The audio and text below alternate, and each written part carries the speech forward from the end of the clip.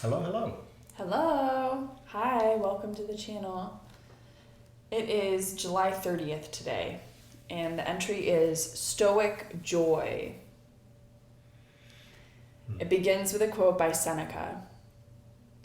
Trust me, real joy is a serious thing.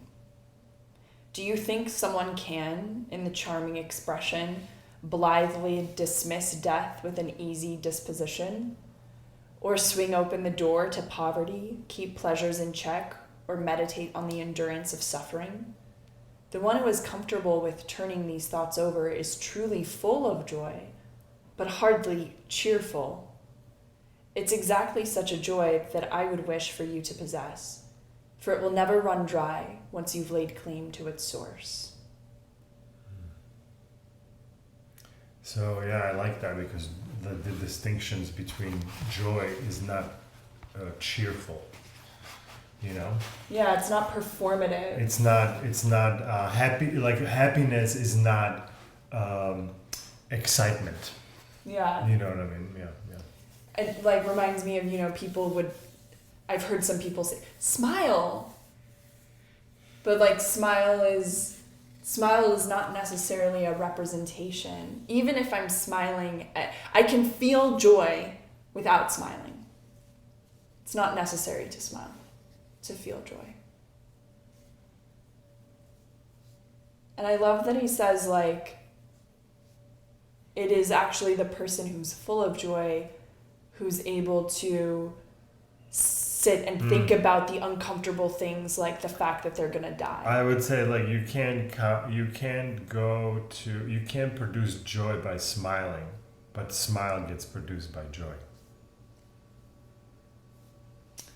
Yeah, you could maybe do some backwards door stuff with your body language because there is like a genuine smile, like what the muscles do. So if you mimic that, you might be able to pull joy up. But it's like, it's possible to fake smile. For sure. But it's not possible to fake joy. Right? Because it's like joy is like not a state, maybe it's like a state where we're living through, or like glasses we're living through or something, like a filter. So it's not just like this moment is joyful and then the next moment is replaced by not joyfulness. It's like, no, it's like a way of life. Like you live through joyfulness, and therefore it's not like everything is working out so great. Like that's not what they mean. Yeah. Sweet. Yeah, I love that he talks about the fact that you actually have to be full of joy if you're going to be the type of person who's going to allow yourself to sit and think about the really difficult, unpleasant things about life, like the fact that you're going to die, or the fact that there is such a thing as evil, and evil is manifested in the world like this and like this and like this and like this. In order to actually be able to stomach those contemplations, it almost has to take place on top of a foundation of joy.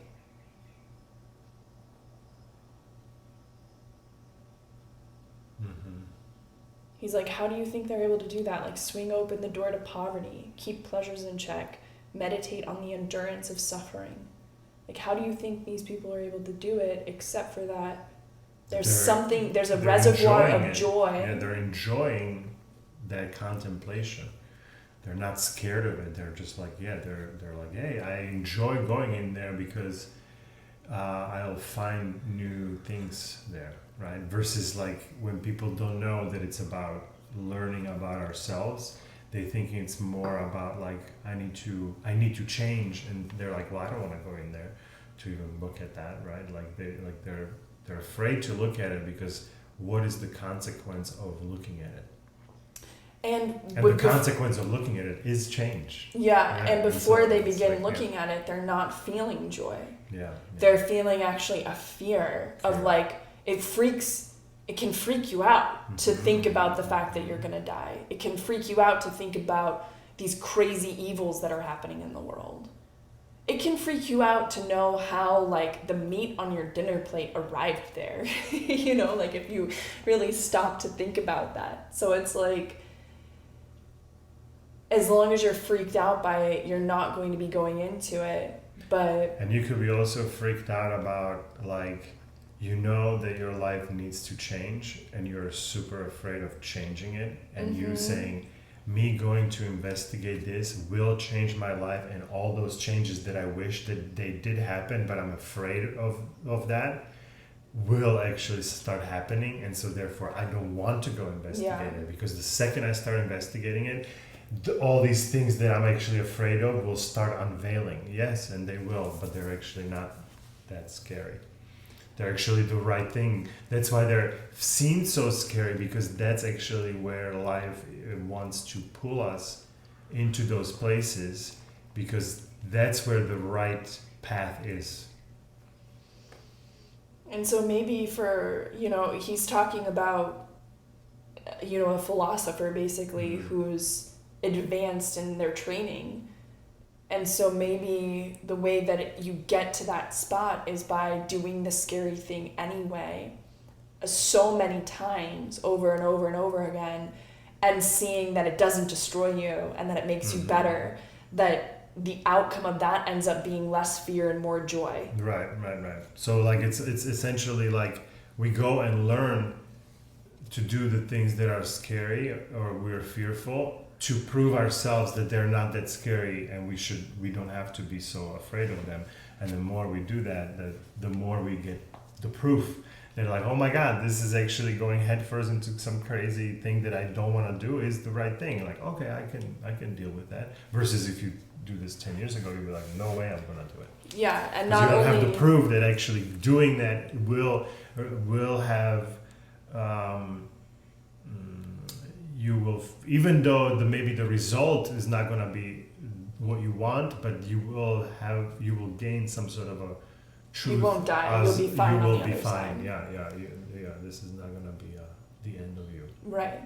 And it turns to joy. It's not That just turns that to it's, joy, and it's yeah. not just like I have proof of this. It's like I have proof of it in the fact that this fear is now turning into joy. I like that. The real result of going through hard thing is joy, not the result of what that hard thing's supposed to produce. Right? It's actually the real outcome is joy, because it doesn't matter how you do get the result that you expected it or you don't. That makes you feel a certain way, but then going through the hard thing without that result, it still equals joy somehow. Yeah. Because of the hardness of it. The hardness, you like flips to joy or something. You know? Yeah. I think the fear flips to joy. Fear, yeah, because fear is such an emotion, right? And then it's like, it like kind of like blooms into joy. Yeah.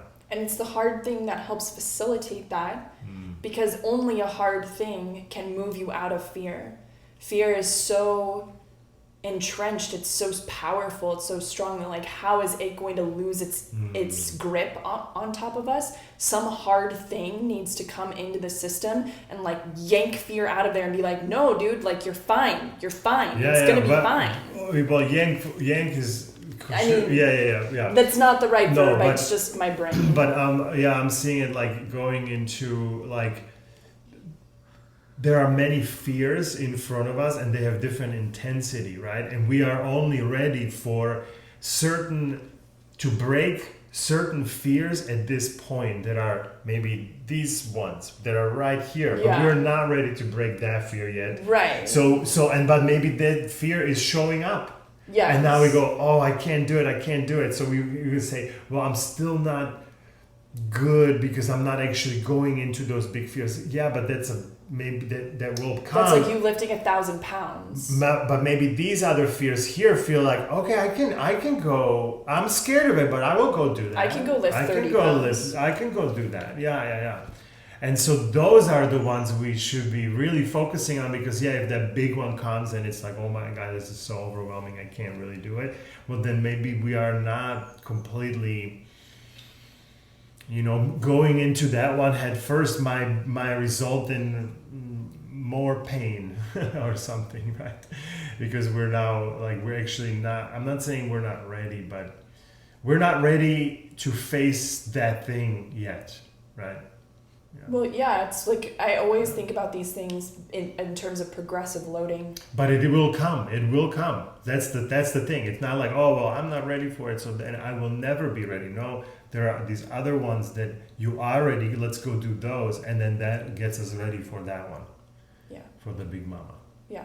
Whatever and that is. Connects into progressive loading Progressive too. loading, continuous improvement, continuous education, continuous knowledge.